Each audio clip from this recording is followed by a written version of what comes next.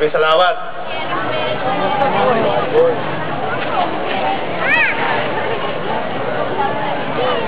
Isang mainit na pagbati at magandang gabi ang aking pinaabot sa lahat ng mamamayan na amuno na naghahangad ng tunay na pagbabago dito sa ating bayan. Mga kasama, dalawang bagay lamang po ang aking tatalakayin dito. Dalawa lang. Una, ako po ay magpapakilala. Pangalawa, ako po ay magsasabi sa inyo kung ano ang gusto kong gawin kung sakali ako ay manalo sa eleksyon darating. Ang tunay ko pong pangalan ay Diosdado Grahera. Ako po ay dating leader manggagawa. Nag-oorganisa po ako ng union ng mga manggagawa. Tumutulong po ako sa mga union. Tumutulong ako sa mga manggagawa upang ang kanilang mga trabaho ay mapanatili nila hanggang sa ang pabrika ay magsara. Mga kasama, ipinaglalaban ko po ang karapatan ng manggagawa para sa kasiguruhan sa paggawa. Kapag meron pong tinanggal na manggagawa, ako po mismo ay pumupunta roon sa National Labor Relations Commission at ipinagtatanggol ko ang manggagawa bilang isang abogadilyo.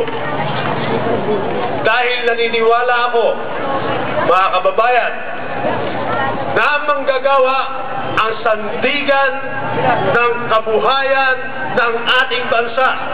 Kung gayon, ang mga manggagawang taga-Amuno ang sandigan ng kabuhayan ng bayan ng Amuno. Kaya mabuhay po ang uring manggagawa.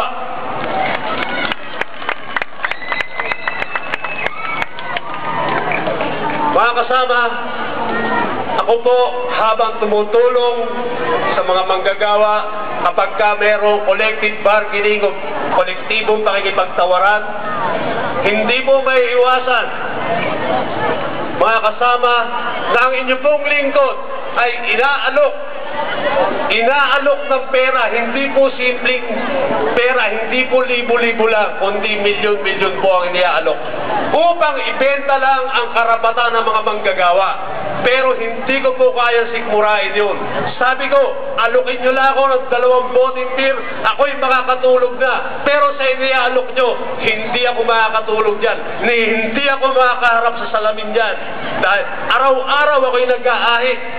Hindi ko matitignan ang sarili ko sa salamin. Nakakahiya kung ibebenta ko ang karapatan ng mga manggagawa. Mga kasama, kaya ko po sinasabi sa inyo yan, gusto kong ipakita ang isang bagay na kailangan meron ang isang leader ng bayan. Ano po yun? Kinakailangan maging matapat po tayo. Kinakailangan may prinsipyo ang isang leader. Kinakailangan ang leader ay dapat na unahin ang interes ng kanyang pinamumunuan, hindi ang interes ng kanyang bulsa. Ganyan po ang ating Mayor Chundik Sagisin. Mga kasama, ganyan din po ang ating Vice Mayor Sherwin Lagaya.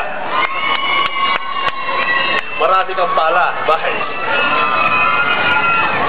Mga kasama,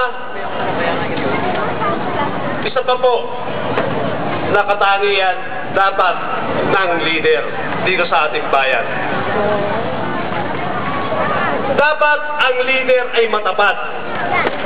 Kagaya ng sinabi ko kanina, ako po ay inaalok ng milyon-milyon pero hindi ko tinatanggap. Matapat po ako sa aking mga pinamumunuan. Kung gusto ko lang pong yumaman, doon pa lang, mayaman na ako. Pero dahil ang pinili kong pagsilbihan ay ang mahihirap, ako po ngayon ay mahirap din po. Mga kasama, mga kababayan, ganyan po si Dado Grahera. At tingin ko po, itatanong ko sa inyo, dapat po ba akong pagkatiwalaan bilang leader ng bayan na ito? Dapat po ba? Maraming po salamat. Ngayon po, yung pangalawang gusto kong talakayin sa inyo, ito po ay ang tungkol sa aking gustong gawin po sakaling ako'y manalo. Marami sa atin dito mga kasama, ang buhay ay talagang naghihirap. Bakit ko nasabi? 90% ng mamamayang Pilipino ay nabubuhay na mas mababa pa sa level ng kahirapan. Kung gayon, dito sa ating bayan, 90% rin po ng mamayan dito ay nabubuhay ng mababa pa sa level ng kahirapan. Kung hindi kayo kumikita ng 600 piso hanggang 700 piso isang araw, kayo po ay doon sa level ng mga mahihirap. Mga kasama, meron ho ba ritong pang-karaniwang manggagawa na kumikita ng 700 piso isang araw? Meron ho ba? Meron! Wala! Meron! Ito po, yan po patunay. Dahil, ang sinasabi ko sa inyo ay ang sinasabi ng National Economic Development Authority o yung NEDA, isang ahensya ng pamahalaan na nagsasabi o nag-aaral tungkol sa kabuhayan ng ating bansa. Kaya, mga kasama, gusto nyo bang madagdagan ang inyong kita? Siyempre! O sige, ipoto po ninyo kami at dadagdagan namin ang inyong kita. Mga kasama, paano po natin gagawin yan? Pauunlarin po natin ang sistemang entreprenaryo dito sa ating bayan. Ano po yun? Ito po yung pagkatayo ng mga maliliit na business. O na nga eh. Kung ang munisipyo, mga kasama, yung 150 million na budget nito, yung portion niya na iaalat natin para sa pautang sa mga maliliit na negosyante, tiyak magkakaroon ng puhunan ang mga maliliit na negosyante na yan. Kapag nagkaroon ng maliit na puhunan, kikita yan. Pag kumita, nadadagdagan ang kanyang budget na pwedeng panggastos araw-araw. At the same time, mga kasama, pwede pa silang mag-employ o pwede silang makatulong sa ibang mga maliliit na manggagawa upang kumita. Yan po ang aming short-term economic program dito sa aming partido. Hindi ko po ito inisip, ito po'y pinag-aralan namin. Lahat po kami ay nagtalakayan at nagkaisa. Ang bawat membro o bawat kandidato ng Partido Nacionalista dito sa ating bayan na iyan ay gawin nating focus ng ating plataforma. Mga kasama, short term pa lang po yan. Ang long term po, ganito. Magtatayo po tayo ng mga kooperatibang bayan.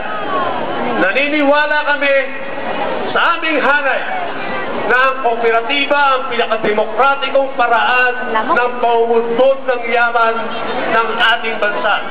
Bakit po? Dahil kung ang mga tao ay napapaloob sa mga kooperatiba, yung kita halimbawa ng isang negosyo na inaari ng kooperatiba, halimbawa 5 milyon, di po ito mapupunta sa isang tao lang, kundi hatiin doon sa mga membro ng kooperatiba. So, ang kaibahan lamang po ng kooperatiba sa isang maliit na negosyo na inaari ng pribado ay yung forma ng pagmamayari. Doon sa pribadong pagmamayari, isa o ilang tao lang, sa kooperatiba, maraming tao. Kaya, mas demokratiko, mga kasama. Yan po, mga kasama, ang aking magiging focus kung sakali ako ay mananalo dito sa eleksyon na to. At dahil yan po, mga kasama, ako'y nananalig na ako'y inyong susuportahan. Dahil ang daladala kong interest dito ay interest nating mga mahihirap. Ang daladala namin interest dito ay interest ninyong lahat. Ang interest ng mga taga-anguno na umunlad ang buhay at mahango sa burak ng kahirapan. Mga kasama, ang pangalan ko po ay Dado Grahera. Pang-14 po ako sa balota. Muli, magandang gabi at mabuhay kayo lahat. Maraming po salamat. Maraming salamat po siya, Dado.